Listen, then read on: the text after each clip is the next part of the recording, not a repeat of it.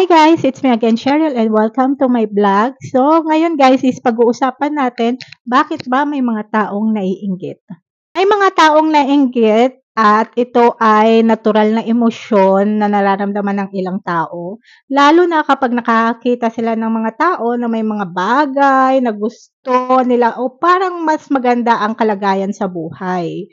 Ang inggit ay maaring magmula sa iba't ibang dahilan. Una, tagumpay o nakamit nila. So, lahat tayo may mga ganyang cases, no? Ito yung kapag nakakita sila na may tagumpay, nagtatagumpay ka, o nakakamit ang mga bagay na gusto mo, maaaring magdulot ito ng inggit.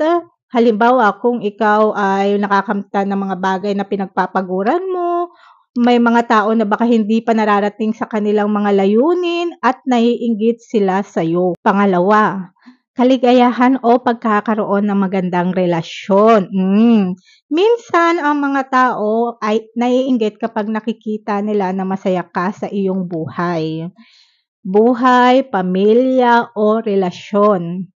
Kung maganda ang iyong kalagayan sa mga aspeto ng buhay, may mga taong maaaring maramdaman na kulang sila sa ganitong bagay, sa ganitong bahagi ng kanilang buhay. Pangatlo, physical appearance o iba pang katangian natin.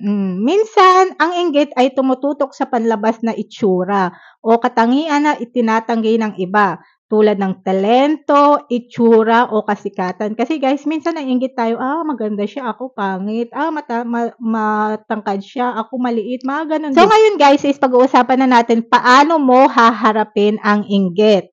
Paano natin siya ihaharapin? So, ang una is maging maunawain.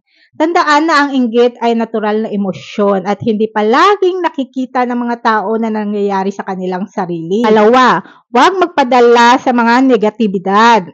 Huwag mong gawing hadlang ang inggit ng ibang tao sa iyong progreso o kasiyahan. Pangatlo, mag-focus sa iyong sariling growth.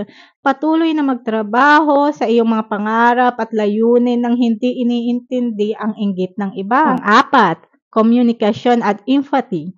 Kung may mga taong malapit sa iyo na naiinggit, posibleng mag-usap kayo at magbigay ng suporta para maging mas positibo ang kanilang mga pananaw sa buhay. Sa huli, hindi mo kontrolado ang nararamdaman ng ibang tao, pero magiging mabuting halimbawa at pag-focus mo sa iyong sarili.